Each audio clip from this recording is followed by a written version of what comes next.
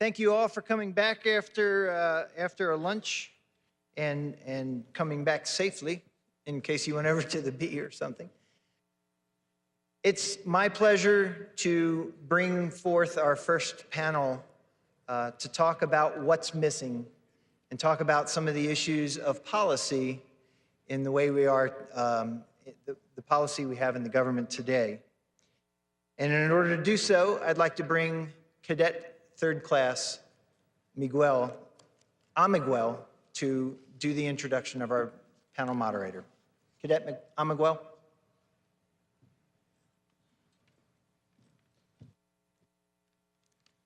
Hello, good afternoon, everyone. My name is C3C Paul Emmanuel.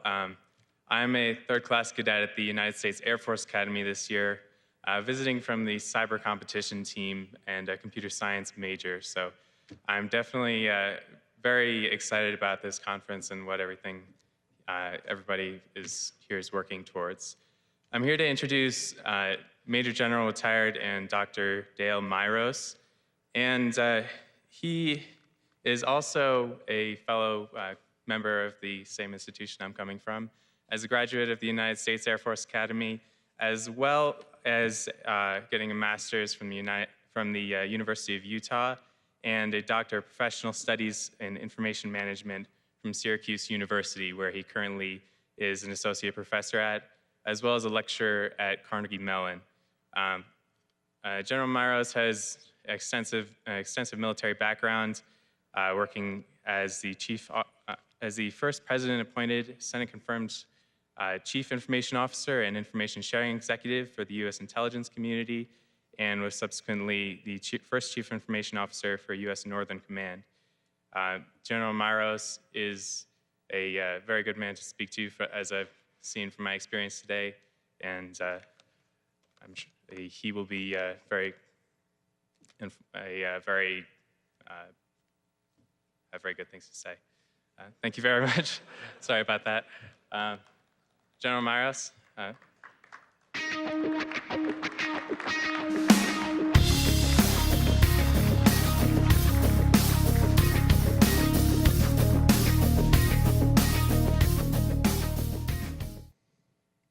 Obviously, as those of you who know me can tell, I didn't quite coach the cadet on how to say I'm such a great guy. Well, thank you very much. He almost got everything right. Just he missed out the part on the great guy. It is good to be a part of this event again. I happen to believe that this is one of the best FC events, if not one of the best trade events anywhere in the country. In essence, we have a better ratio of senior government officials to attendees than almost any place else you'll find. So I think that is something that this event particularly brings to us. I have not seen any black armbands today. I expected to see some because in 1913, the 16th Amendment of the United States Constitution passed. To all but the one other person in this room who knows what the 16th Amendment of the Constitution is, the one that started the federal income tax. So, but that's not what we're here to talk about. We have three very qualified gentlemen in this business, and they come at various aspects of policy and what is missing from several perspectives. I think you're going to enjoy the discussion. I would like to first briefly introduce each, and then I will give each the opportunity to make a short presentation. After that presentation, I have some questions, both from talking with them and their background and some of the attendees that attendees have said that they wanted to know about, and so I'll start those. When I finish those, comes time for the audience participation, and we will open up the last part of our section to questions from the audience. Our first distinguished, excuse me, I'm getting a little old.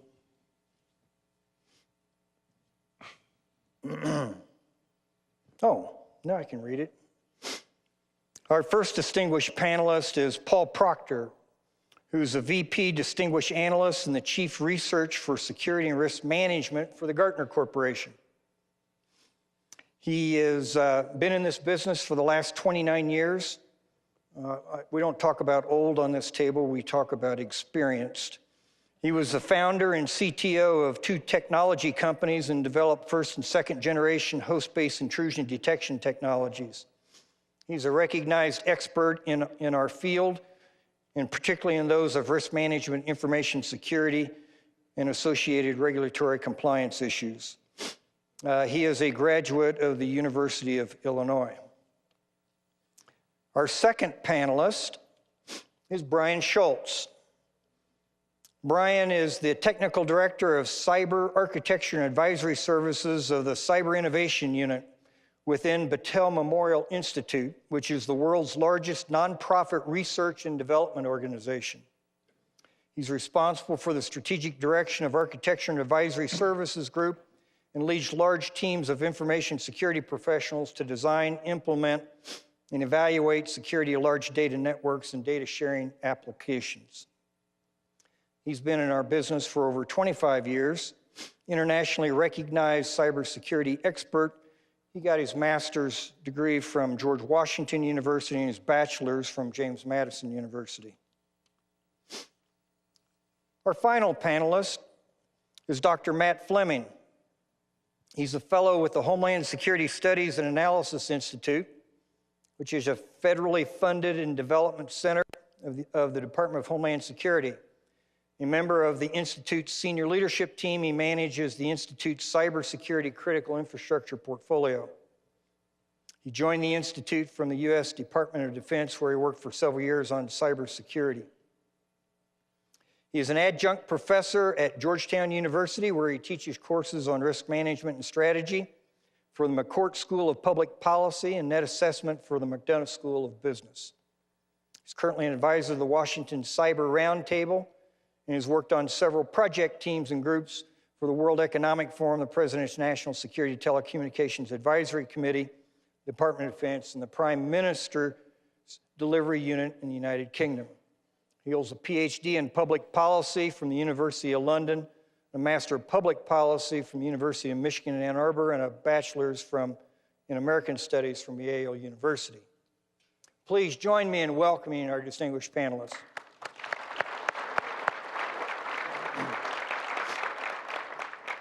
Okay, so the first panelist up is Paul. You have the floor. Thank you very much. It's an honor to be here. I want to start by telling you a little bit about who I am and where I come from. A lot of you probably are familiar with Gartner, and you might think of us as the Magic Quadrant people. You know, the little dots that are supposed to help you pick technology. Yeah, I don't do that. My job is to sit in rooms like this with people like you and talk about what works and what doesn't. I've been doing that job now for about 10 years. I like to say I used to work for a living, now I talk for a living. We have more than 1,000 analysts at Gartner who do just that, talk to people about what works and what doesn't. And as the chief of research, there's more than 65 of us that work in risk and security. And as you so painfully pointed out, I've been doing this almost 30 years now. But that's where my experience comes from as I share some of these thoughts with you. So cybersecurity, it's a really easy problem to admire. So why don't we take a moment and admire it? In 2013, early in 2013, we got 12 of our best risk and security analysts together in a room, and we did a scenario planning exercise. I don't have time to go in a lot of the details of it, but basically its purpose was to look out to 2020 and say, really, what could happen? We looked at 2 different forces. One of them was who's being attacked. It's actually moving from the enterprise to the individual. Of course, the individual is just another way to get back to the enterprise. We also looked at who has the authority, because it's shifting away from government and central authorities to more what we would call tribal authorities. This works in both who's doing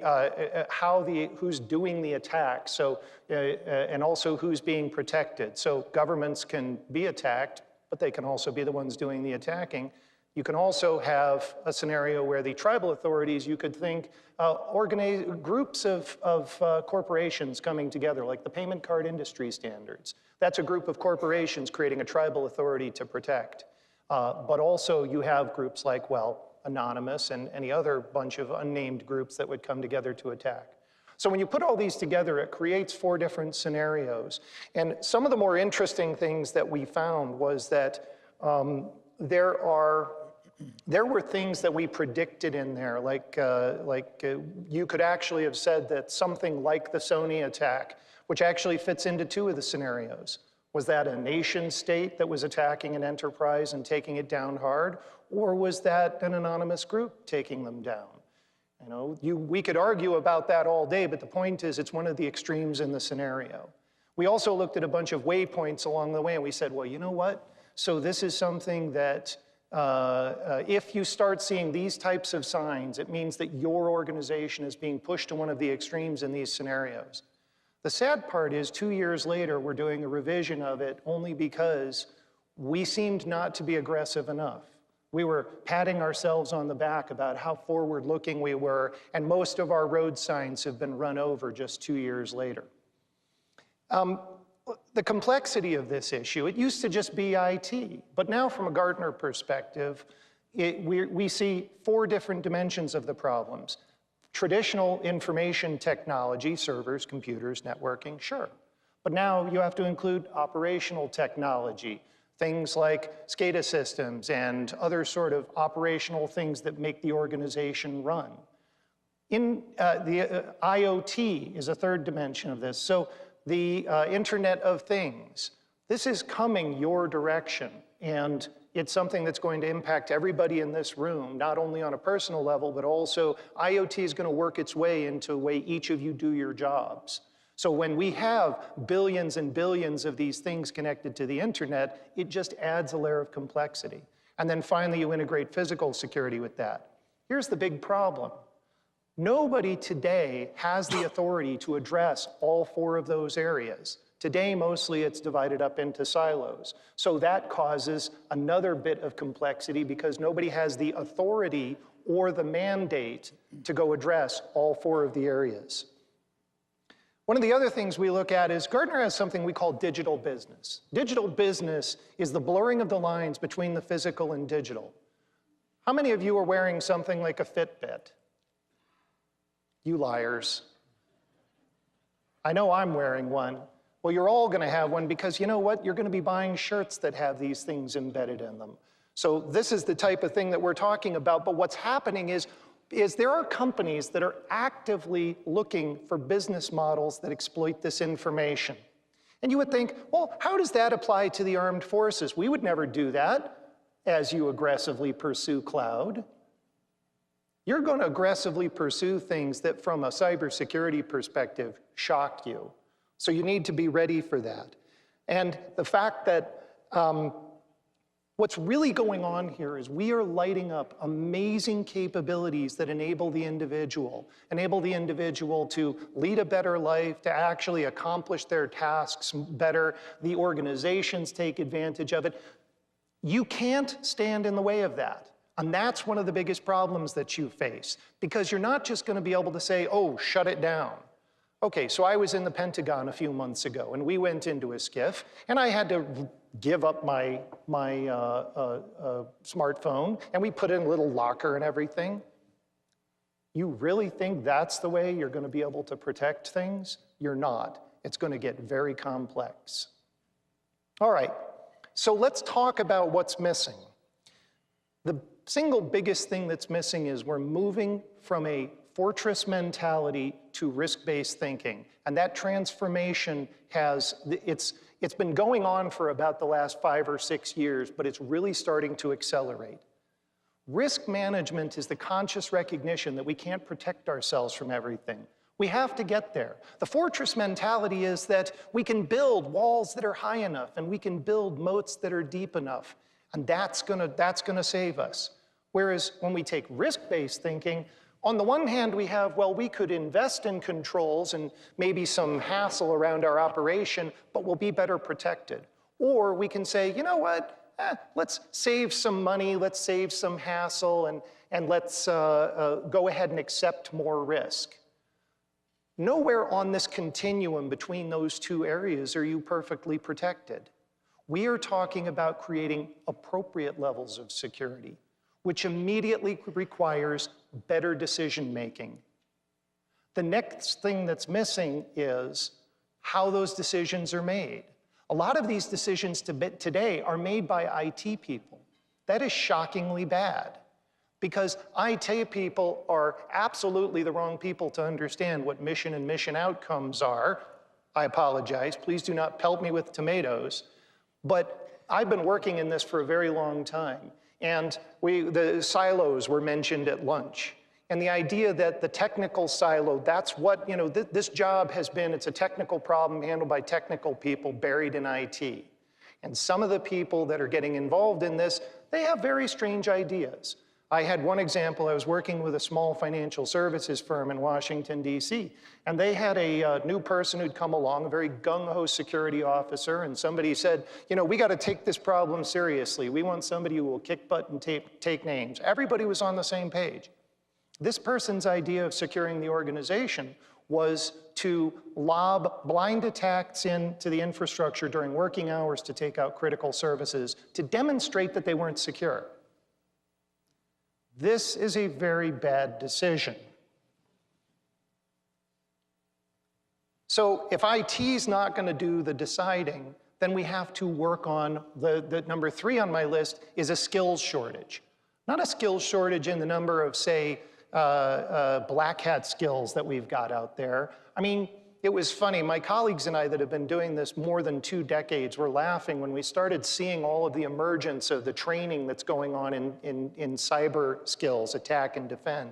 And we were thinking, wow, training the defenders of tomorrow, training the criminals of tomorrow. Basically, we have spread the skills to compromise systems everywhere. Now, me personally, I think that's actually a good thing. I'm not against that. But I think we have plenty of that, or at least the machine is going to be producing enough for us.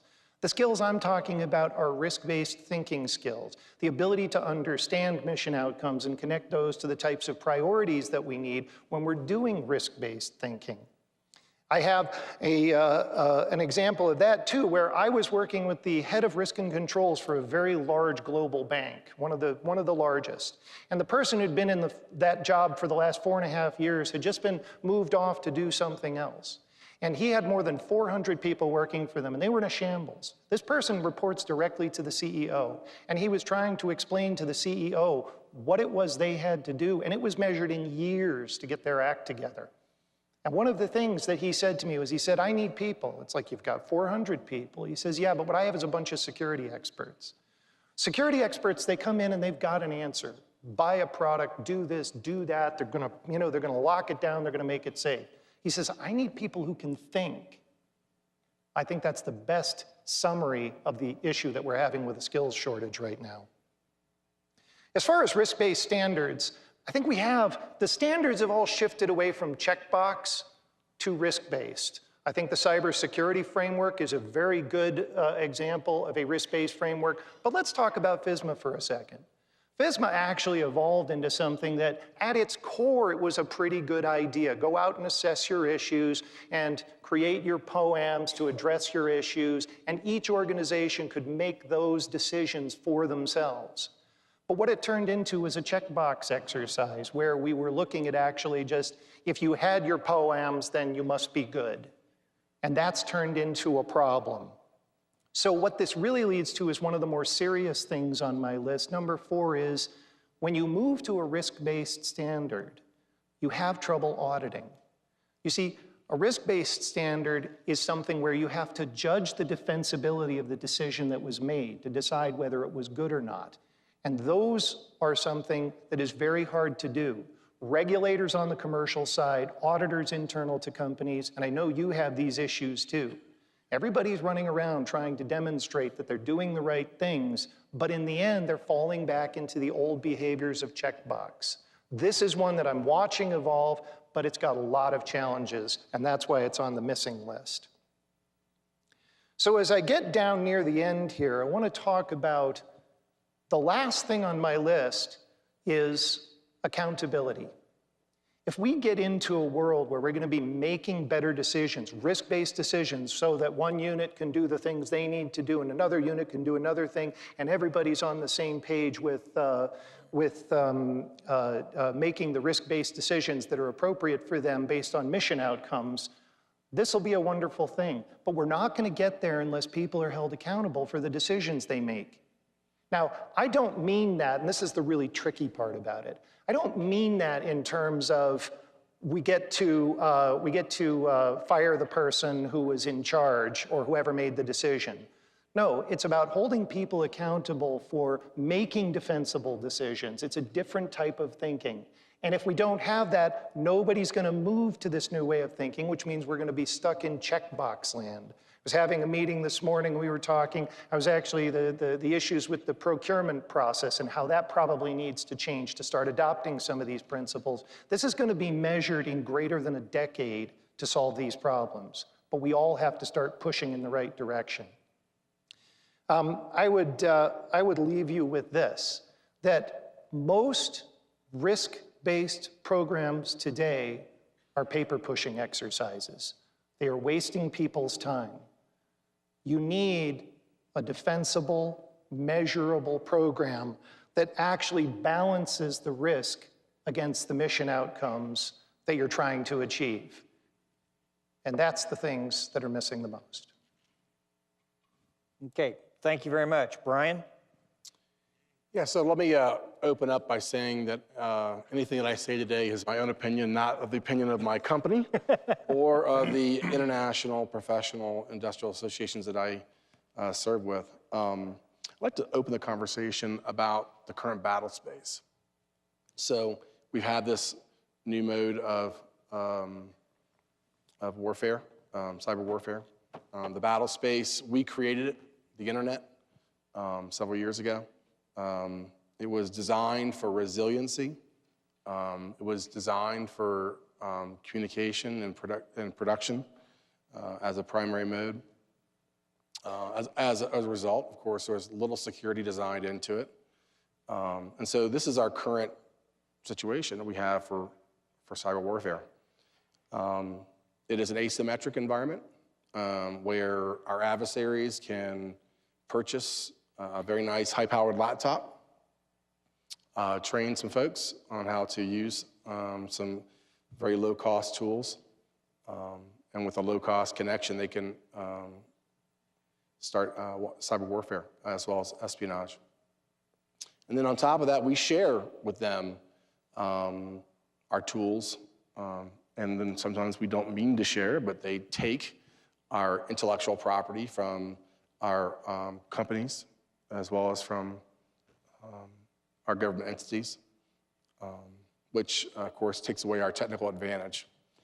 In the long term of things, too, because of the way that we developed the internet and gave it to the world, we've given away our information dominance. And I'm not talking about just technical tools. I'm talking about the compilation of knowledge that we have that others don't. And so now we've shared that with the world.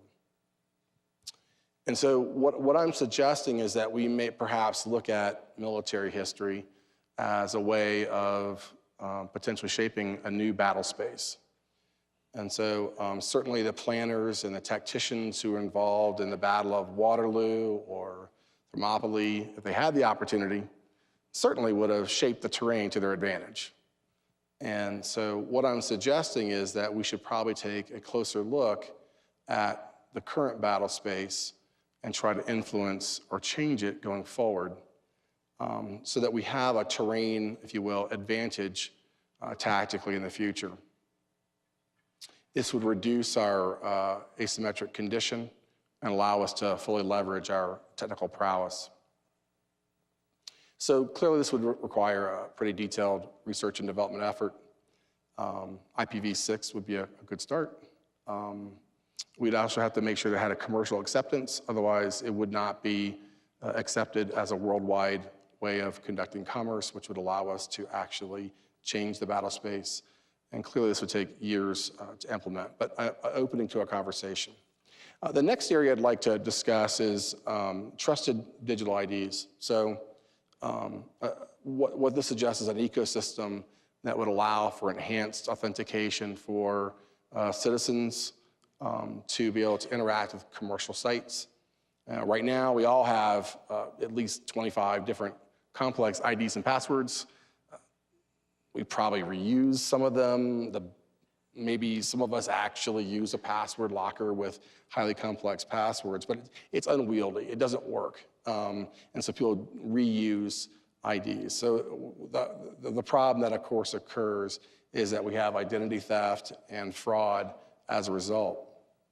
Now, NIST is making good progress with the NSTIC. They're making good strides. It's very complex. It involves a great deal of integration with the commercial entities involved in the banks to make it work. In order for it to be commercially successful, you have to kind of look at a model kind of like Amazon Prime. So who in here has Amazon Prime and loves the free shipping, right? Okay, so the reason that is so successful is that there's a cost savings, and so that cost savings enables for that to take place. So what I'm suggesting is that there needs to be a cost incentive for individual citizens to want to be involved and to obtain a digital ID. And so there's still a great deal of work that needs to be done there. The next area I'd like to talk about is dark web tracking. So the dark web kind of being loosely defined as the cyber underworld. Conversely to what 60 Minutes says, it's actually about only less than 1% of the actual internet. This is the cyber underworld where would-be actors use non-attribution networks and act anonymously.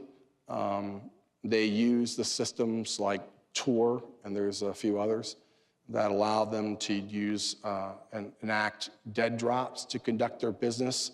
And they're trading in illegal drugs, weapons, counterfeit technologies, the sex trade.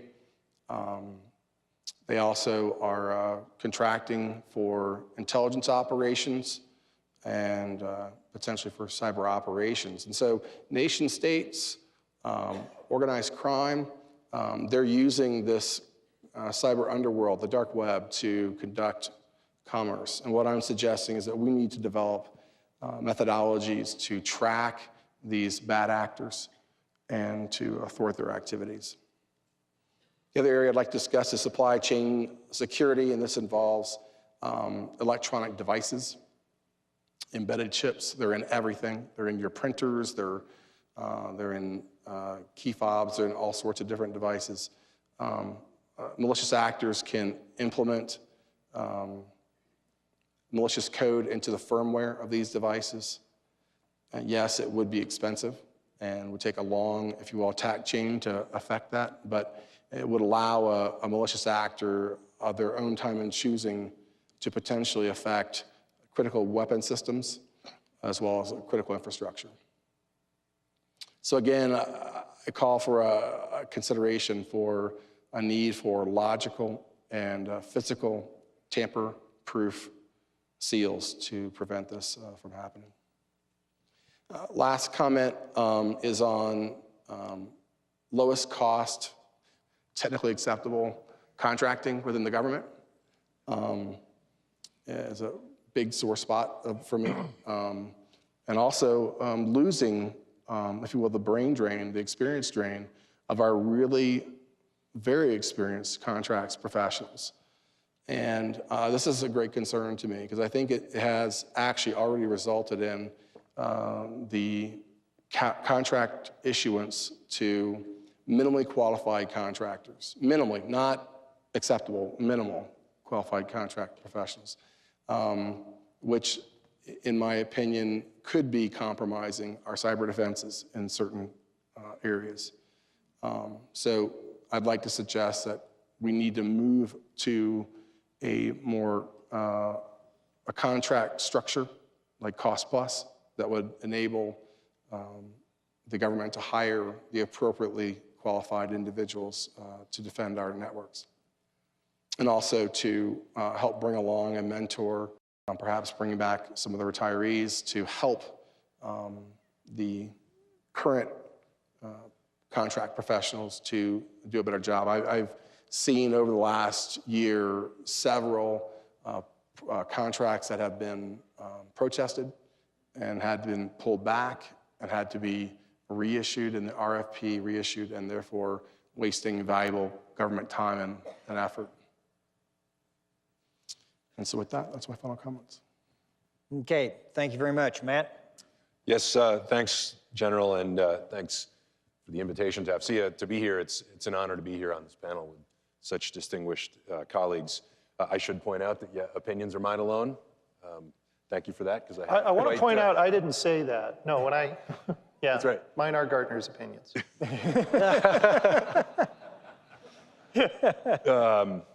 And I'd like to say that I come at this from a Homeland Security and within that, largely critical infrastructure focused perspective. So I deal a lot in my day job with critical infrastructure firms from whatever sector, including the defense industrial base. But so I may sound a little more sort of industry focused. I've got about 6 things, 3 sort of micro and 3 macro that I think we're missing. I mean, I think the truth is on this panel, you know, what's missing? Where to begin, right? A lot, I think, is the answer. But I've got about 6 things I'd like to touch on quickly. The good thing is that you've already heard about some of them.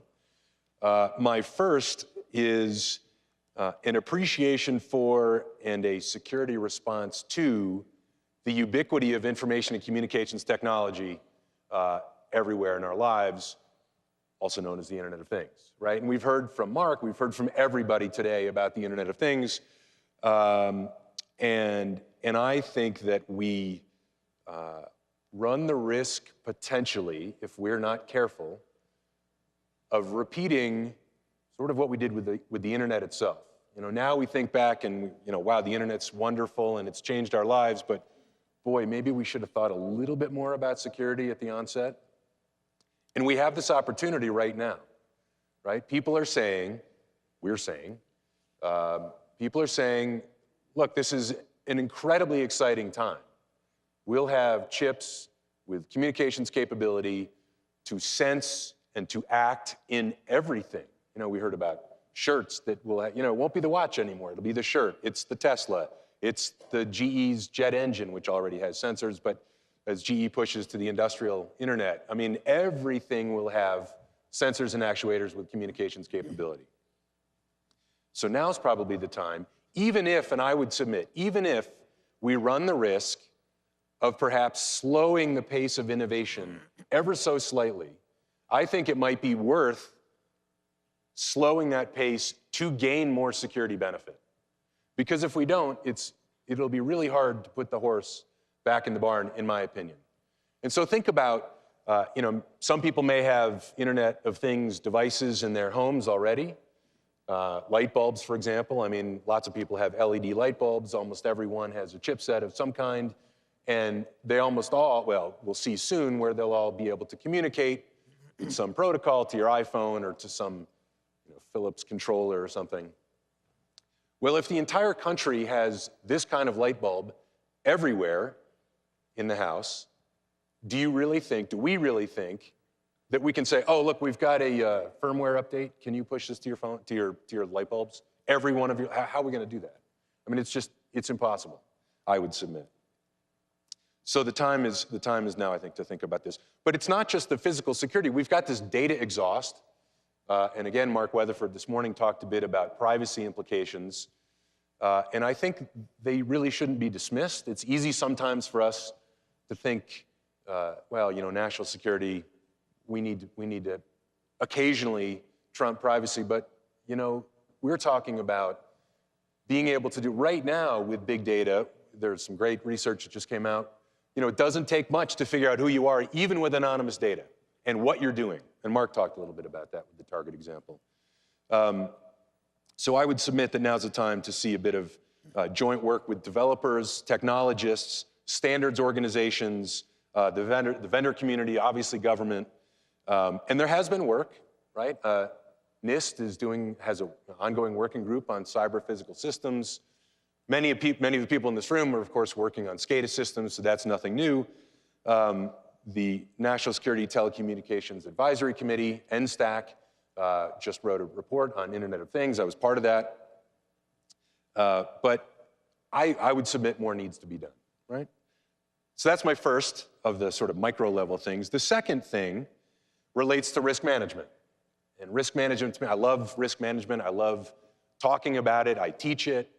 It's flawed and it's awesome in all of its flaws because what's the alternative? No risk management. But right now, I do a lot of research on consequence assessment. And I think this is an area in cyber in which we are, I would not say woefully behind, but behind, right? We're fairly good at threat assessment. We're fairly good at vulnerability assessment, but I don't think we do a very good job at consequence assessment, even after an incident has occurred, right? The first thing we do is we think, okay, we got to call somebody, call an incident response provider, you know, a large professional services firm. We have to rebuild the boxes. We have to image things. We have to, you know, we got to tell the lawyers, and was personally identifiable information taken? And if so, we need credit counseling. And so we have some idea, right? We've seen all of these very, very visible hacks, you know, Target, Sony, the list goes on and grows every day. But I don't think yet that we have a systematic, repeatable framework that reminds people, hey, it's not just PII and credit card details. It's your intellectual property. Now, the people in this room, obviously, we think about intellectual property, no doubt, from either our firms or from the government or relating to weapon systems. But I certainly am surprised at the number of times I'm in meetings with people and someone asks, sometimes it's me, well, what did they take? Are you sure that they didn't take, you know, the new formula for your drug or some algorithm for automatic trading or information that might be useful for an upcoming merger or acquisition? You know, will this information affect your reputation and therefore via revenue channels or stock price if you're publicly traded? You know, I don't think we are at the point yet where we have a framework to really think about consequences, and I would submit we would need that. And without really thinking about consequences, even when an incident happens and we're dealing with it, let alone ex ante, you know, if we don't do this, we can't manage risk very well, right? Risk being a function of threat, vulnerability, and consequence.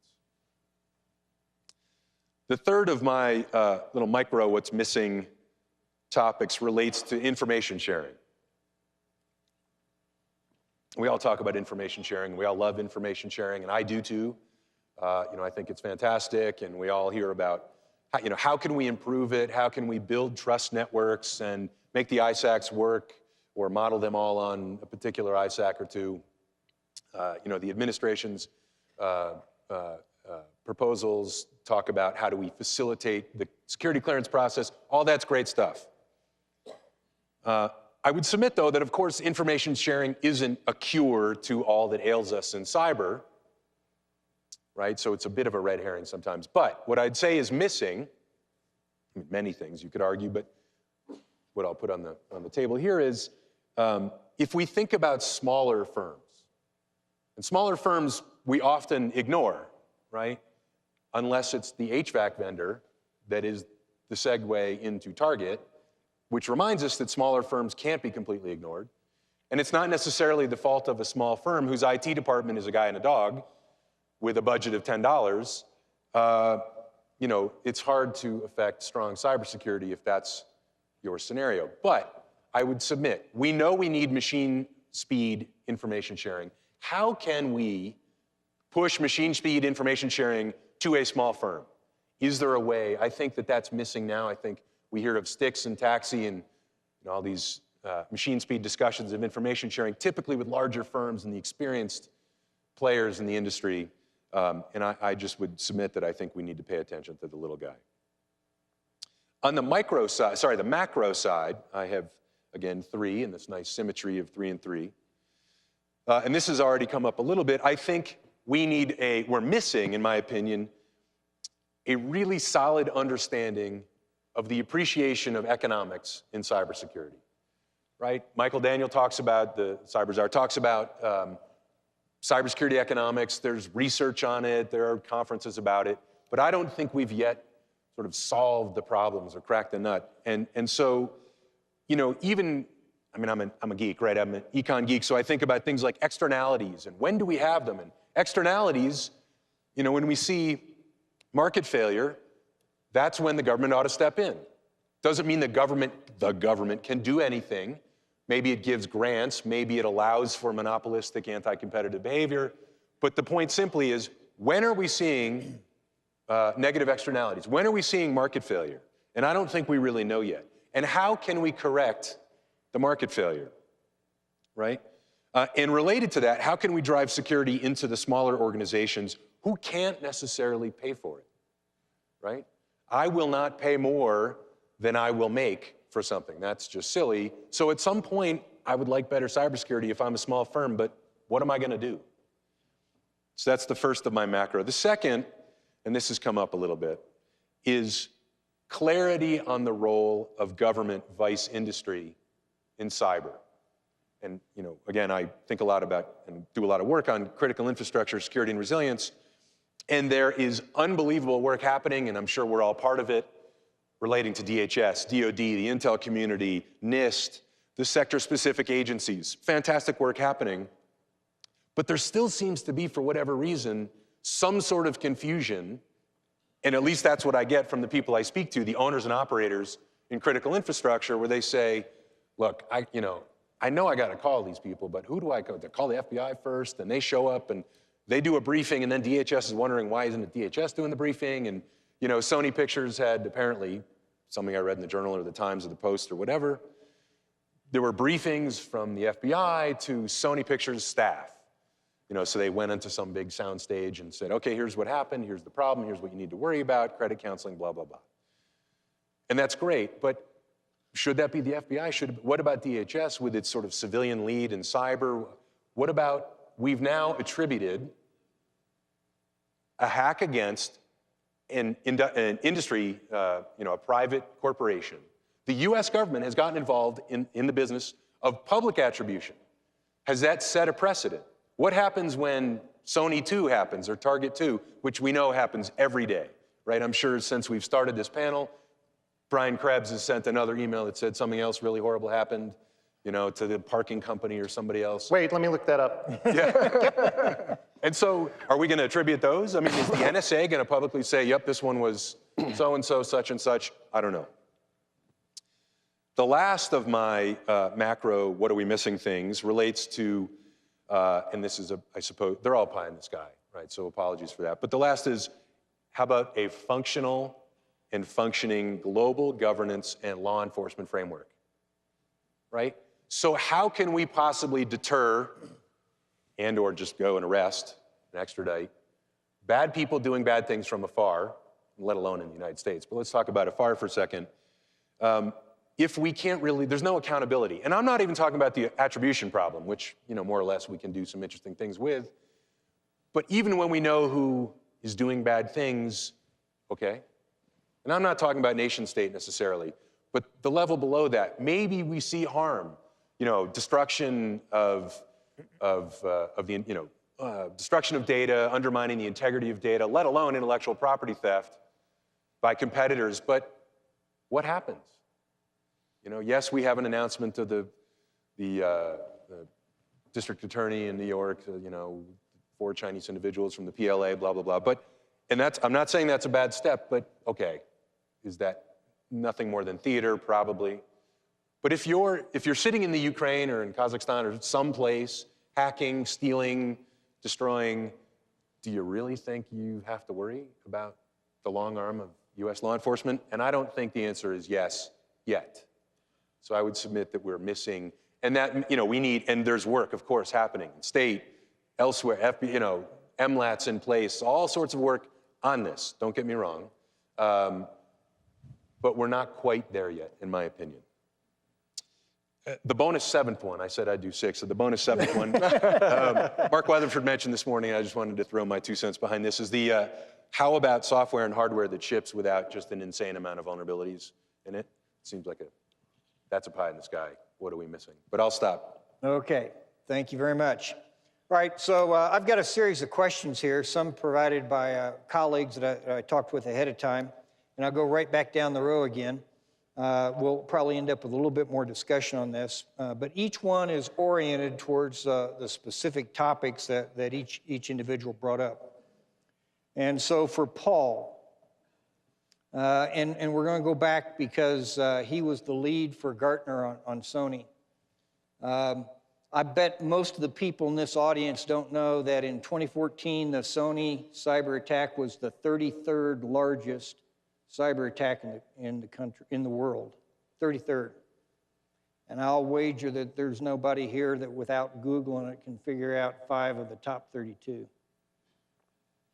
So, Paul, why was Sony so impactful? And how do you see that as far as not only the takeaways, but how that might affect what our government might do, might not do, and how we might, in essence, looking ahead, see indicators about how we work in this environment? Yeah, no, when Sony first happened, when we became aware of it, and was it early December, maybe late November, we are so used to, I told you there's 65 of us that do risk and security, but there's a whole bunch of others of us who everybody at Gartner sort of has at least a peripheral interest in security. And there's a group of people who are not in security who every time something happens, they want to say, we got to get out there. We got to say, this is the watershed event. Something's different. And we're sort of like, So I started in the category of nothing different here, nothing new. But as more information came out, what I have come to I had to then, like 75 people started throwing in opinions in this that went all the way from nothing new here through, oh God, we're all gonna die. I had one guy in particular who said, we need to walk into boardrooms and say, we are on a cyber war footing. And I'm like, slow down. So what we came up with was, well, let me tell you what's different. Sony is a watershed event, not because potentially a nation state's involved. That's interesting, but I consider that a parlor game. Did they do it or did they not do it? Who cares? What was different was, how many of you would be ready to walk into your command, your organization, and everything's down, hard, and it will be down for 2 months, and everything that was not backed up is gone forever? That is not, we saw that a little bit with Saudi Aramco when 30,000 desktops went up in smoke. We saw it with the Iranian centrifuges, but those were nation state attacks on essentially nation state assets. That was real cyber war going on there. This was a commercial entity. And that is a wake-up call for commercial entities to say, we need to pay attention to this. We came up with 3 basic pieces of guidance. The first one is, in your business continuity management, you need to consider the possibility that this would happen. I guarantee you, business continuity today means if our data center floods, how will we bring it back up? Okay, that's good, but it does not consider how would we address a cybersecurity event like that. We're not suggesting throwing a bunch of investment into this. We're saying at least you need to start the conversation. Because if we start to see more Sony-like events, then it becomes something maybe we do want to invest. Maybe this really could happen to us. The second thing was, now this is a little bit old to some of you, but the pivot away from pure protection as 100% of our resource, vulnerability management, perimeter protection, the protect us from the outside. The pivot is towards detect and respond. The thing that was introduced at lunch, which I really liked, I had not seen this before, is we want to move to the right of boom. Sorry, the left of boom. Right of boom. Left of boom is where you want to be, and you want to be yeah. the right of boom. Yeah, so the point is that I don't think we can get there. I mean, I hate to be negative about this, but I truly believe there's no perfect protection. If somebody's dedicated, if they have enough resource, they're going to get in. That's particularly true for commercial enterprises, and maybe it's not true for a lot of your most protected assets, but for a lot of your not most protected assets, it probably is true. So it's about finding those people and then being able to eradicate them and minimizing the damage. Putting more investment, balancing your investment in detect and respond is kind of a wake-up call that we get from Sony. And then the last one is that, in case you didn't know about this, one of the more shocking things about Sony was that there was 3 files put on the internet that ostensibly had 50,000 usernames and passwords in it, in the clear. And a lot of people would immediately react to that. We have to immediately put some technology in place to make sure, well, first of all, we need to go fire those people that did that, the administrators that did that. And then we need to put a technology in place and, of course, write a policy. The point is that those people were just trying to do their job. And today they're on the outside. We tell them what to do. We dictate how security is supposed to work. We don't make them a part of the solution. We don't help them do their jobs. So creating behavior change is a major issue. Gartner's working on something we call people-centric security, which is the intersection of security and the social sciences to actually help people be motivated to participate, which is so much more than posters and mouse pads that say security is important. So those are the big takeaways from Sony and the things that we're sort of advising our clients to start thinking about. Hopefully we won't be seeing more Sonys, but I've been doing this for almost 30 years. I am prepared for disappointment. Yep, very good. Okay, Brian, you talked about national ID. Okay, so do you see the impetus for national ID coming from within the government, from the government? Sponsored by the government, is required for as a minimum government contracts or whatever? Does it expand beyond that into the business of social networking, again, from the government's perspective? Or is something like Apple Pay or some other kind of commercial social movement going to drive us towards the national ID, and what do you think those implications are? Yeah, I think the biggest problem is acceptability. So Americans are naturally very paranoid. That's a good thing about the government getting hold of their information. And so that's why a government-mandated or government-run digital ID process would probably never work. I think that's probably a good thing. So if that's the case, going back to the model of Amazon and Amazon Prime is gotta build in financial incentives for individuals to want to spend whatever it costs, whether it be in giving up privacy or actual cost of obtaining and maintaining a digital ID so that it would be effective in the marketplace. So government definitely has a role to play, much like they did with the development and the launching of the internet. Certainly would have a role here to have R&D efforts as well as pilots, which are being funded now, to help industry get to that place. And we can certainly benefit as a society to significantly reduce the cost of fraud and embezzlement, as well as the theft of IDs, if we can get there. Apple Pay is a really unique new example. It's obviously not there, but with this device, you can, through your iTunes, you can log or register your credit cards. And then if you happen to be in a retail establishment, through proximity reading, you can put this over here, and the register will read it.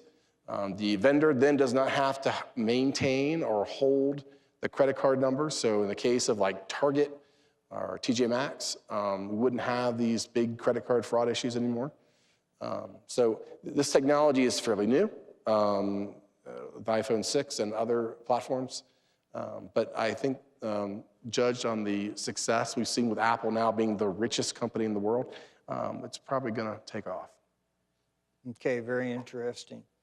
Okay, Matt, you talked about NSTAC, and for the audience in general, many of you know what NSTAC is. It's the National Strategic Telecommunications Advisory Council, which was started after the deregulation, divestiture of the US telephone system back in 1982 and 1983. And it's one of the principal advisory boards for the President of the United States. And so they meet twice a year, usually with the President during the May meeting. And so, Matt, you talked about the report and the Internet of Things, that you served on. And given that this is one of the main advisory arms for the administration, what are some more details about that report, and how do you think that those will affect things that the administration has proposed, or maybe hopefully will propose?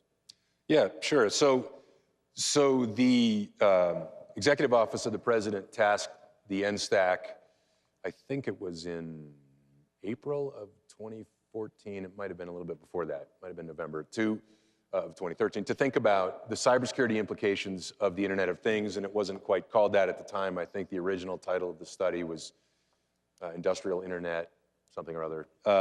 But the focus ended up just being broadened to Internet of Things, which we don't really have full agreement on terms yet. Whether industrial internet is a subset of the superset of Internet of Things, or that's a discussion for another time.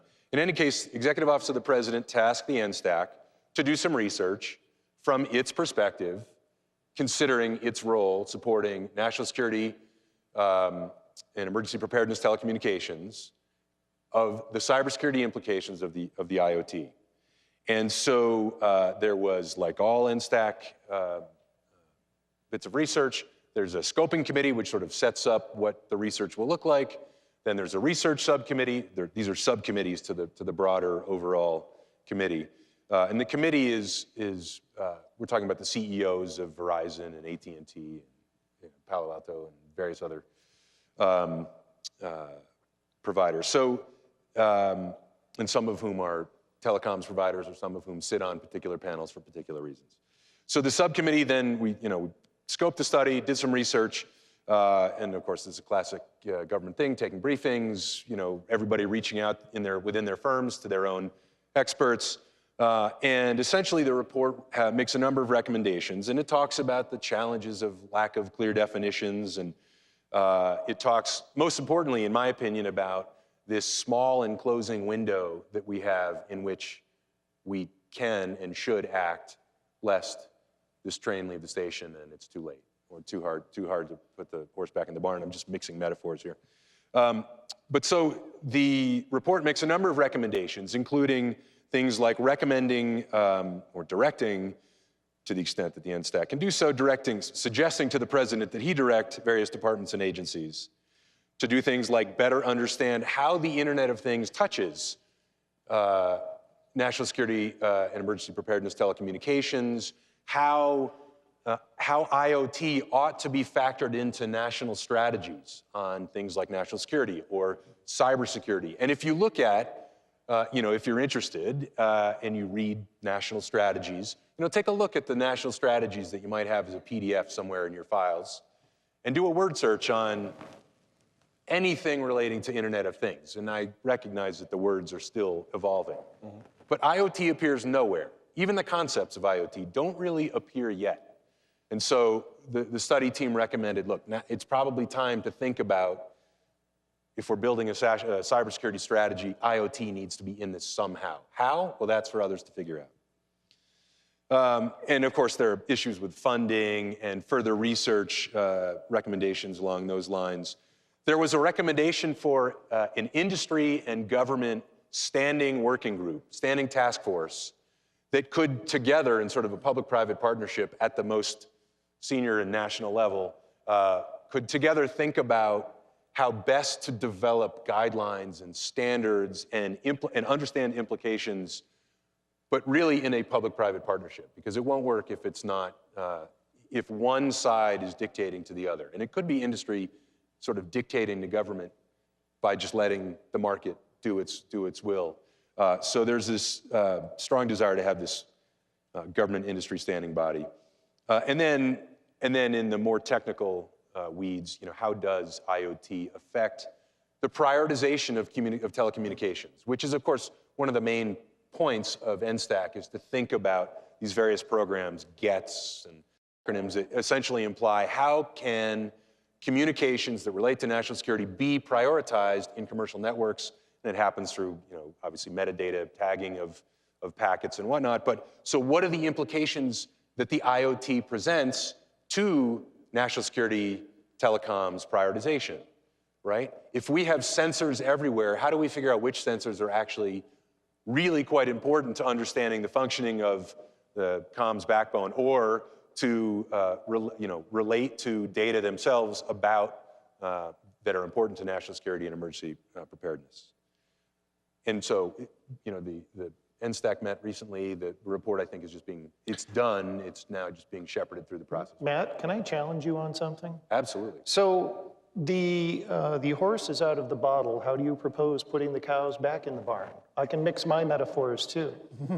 I would give you a Gartner perspective on this, is that there is no slowing it down, because it's being driven by commercial enterprises that are going to take advantage of this technology.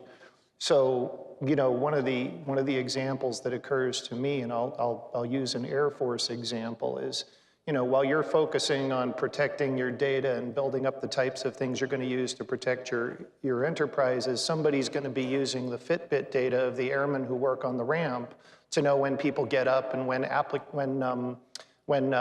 air operations are taking place. And all of that's freely available on a website that was easy to break into.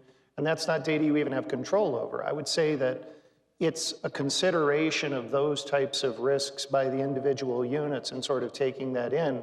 I guess what I'm saying is, I think that's the direction we have to go with this, because the chance of slowing down IoT. And so I should say, I totally agree. So when I say put the horse back in the barn, or pick our metaphor, I think even just the awareness, right? I mean, so in the course of our study, and I won't talk about the closed door discussions we had on the study team, but a lot of people are discussing, look, does consumer IoT matter to national security? Some people, who cares if your telephone or your fridge talks to your microwave? And the truth is, well, it's probably really important, right? In ways that we don't understand yet. But I think the recognition of the potential importance is part of the battle. So understanding what we could do with the Fitbit data to understand force readiness, or, lots of people on this base are moving all at the same time. That's weird. Why is that happening? Even just that recognition, I think, is a step in the right direction, and is not technically putting. And that's really what I was talking about, is the other side of it, is that this is what I'm saying to all of you, is you and your decision makers are going to pursue this with great vigor, because that same information can be used to optimize operations, and you will take advantage of it. The problem is that, when somebody turns on their lights in the morning, it usually means they're getting up. And if I know that 10 households of certain types of people that hold positions at the base are getting up at a certain time, that has a very specific meaning. Absolutely. So what are you going to do about that? And I would actually challenge both of you a little bit on the acceptance of technology and how fast the security happens. So it's been my observation that security is always baked in at the back end. It will always be that way. Commercial entities are always, they've got to make a buck, they've got to make a dollar, they've got to make sure they're making profit for their shareholders, and they're always going to compromise security in order to make sure that they can live and survive to the next quarter. Now, I will give one exception. Apple has done a really good job. But is it perfect? No, but it's really, really good. But that's one example. And for those of us that are in this cybersecurity industry, it means employment for life, most certainly. But it's also going to be extremely frustrating, because it's only going to get faster, and it's only going to be, if you will, that much more behind. Yeah, and to your point, things like Apple Pay, there are people that know how to do it right. It's just most people, especially with the explosion of IoT, there was a CEO of a startup at the Consumer Electronics Show a year ago that was being interviewed, and they were talking about this new fancy device he had that was going to measure heartbeats and all this stuff. He was very excited, and the reporter asked him, said, "So what about security?" And he goes, "Security? It's your data. It's on your device. Why would we worry about security?" This, unfortunately, is the mindset that, when I think about influencing behavior, it's we've got to have something that reaches out to those people, not a regulation that tries to force them to do the right thing, but ways to produce motivations for people to come up to speed and say, "Oh, I get it." And I would submit that there are some levers of power in industry, market forces like insurance, that can, I mean, not all IoT deployments happen at the speed of just consumers buying whatever they want. If we think of smart cities and smart meters on our homes, those deployments are quick-ish, but they don't happen literally overnight. So insurers can say, look, if you're not going to have any security considerations, we're not going to insure you. And reinsurers have capacity to sort of ride the back of that. And there is at least some way to force. There's no perfect security. There's no way to put this completely back in the bottle. However, there are some incentives that I think could be used. And I would submit that it's just time to make sure we consider using them. I would agree entirely. So incentives being if you don't get caught in a situation where you cannot make money because your security was so broken, then yes, it makes sense, right? So you have to have good security in order to make a good product and to excel. And that, of course, goes for the protection of critical networks as well. Okay, if I could interrupt, we've got a little over 5 minutes left, and I understand there are microphones around the floor. If you would extend the courtesy of identifying yourself, who you're associated with, and direct your question to one of the panel members, it would be greatly appreciated. So if you do have a question, please just stand up and we'll have a microphone brought to you. Okay, we have a gentleman over here In the front. in the front. A microphone's coming from behind you, sir.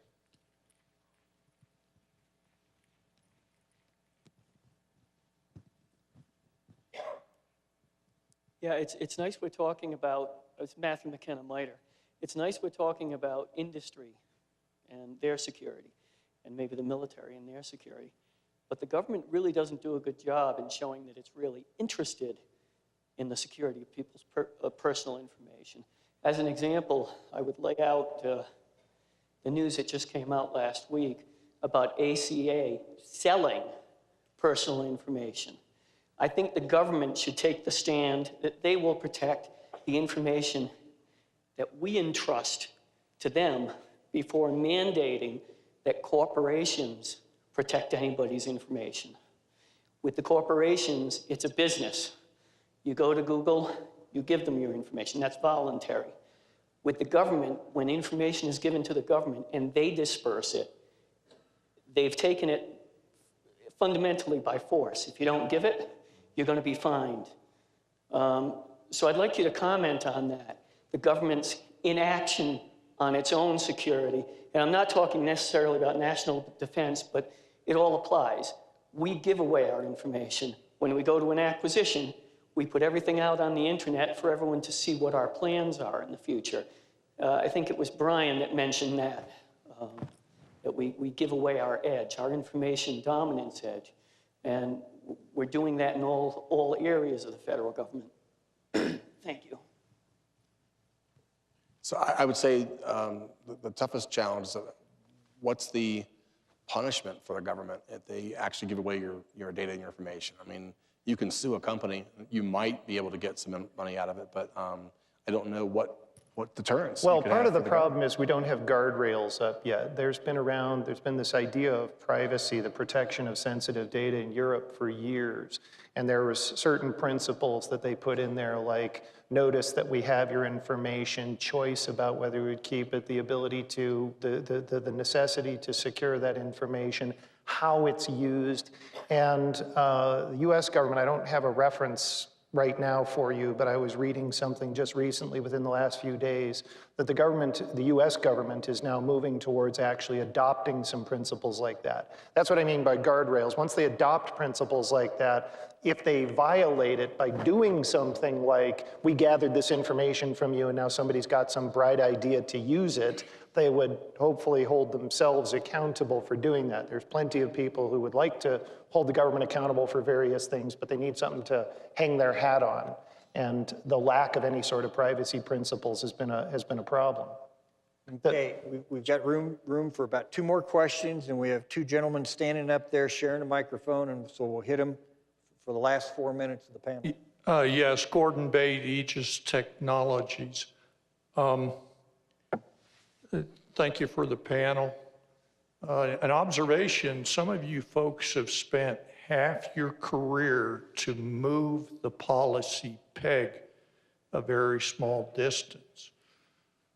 And we had a lot of discussion about policy content and factors that should influence policy. Is cyber different enough that we actually need a different process for developing public policy and regulatory environment? Yeah, I think one thing that's really missing too, and we found this, Dr. Meyerrose, and we were working on ICD 503. We didn't have nomenclature. We didn't have the ability to even have a conversation. And so we had to come together on a single nomenclature. That took a lot of time. And we're still not there. We're still developing just the language of how do we talk about cyber defense, exploit, and attack. Even those words get muddled. We talk about cyber operations and that sort of thing. So nomenclature is key, and we don't even have that language there yet. If I could address that just very briefly, it'll be interesting to watch how the president's policy things going over the Hill are going to be taken, and whether that's an area seen as one of those compromise, we can work with each other types of things, or it will be thrown in the bin with everything else that says it's too hard to do. Those of you that have been following this since 2005, I think I'm close, 58, 59 cybersecurity bills have been written on the Hill. Of those, 40 of them I've either authored, edited, or commented on, so we know why those 40 didn't pass. So what PDD, by the way, PDD 63, 1998. Yeah, I remember that. It is, I don't believe that cyber is necessarily different. I think, matter of fact, each of these gentlemen outlined how the things that drove it were not the technical aspects of it, but our reaction to those aspects of it. So I think it's pretty hard to separate in that regard. I don't think a new and different process is possible. I think we're stuck with one that we have. It will be very interesting. Watch the $14 billion, whether or not the $14 billion of the $3.99 trillion that the administration sent over to the Hill last week, which is earmarked for cyber, whether or not there's any coalescing of discussion around what that $14 billion would be and whether or not it plays into a cyber bill. Well, I'll tell you that there's going to be some kind of a triggering event, and you know, in our scenario stuff that I started talking about, at the extreme, in one of the scenarios, e-commerce actually starts to fail. People will stop working on the internet. Amazon will tank, and we'll all wonder how we're going to buy stuff because all the stores have closed. Now that was the only way to buy stuff. When something like that happens, then there will absolutely be a different way of doing things. When problems get that serious, we have a way of pulling it together and doing something. Okay, the gentleman next to the one who just asked the question has the honor of the last question. He was just stretching, I think. He was just stretching, okay. Very good. We've come to the end of our time. Again, we would like to thank the Rocky Mountain chapter for giving us the opportunity to get up and share thoughts and ideas with all of you about what we believe is missing in the cybersecurity discussions. Again, thank you all very much. I hope you enjoy the rest of the conference. Thank you.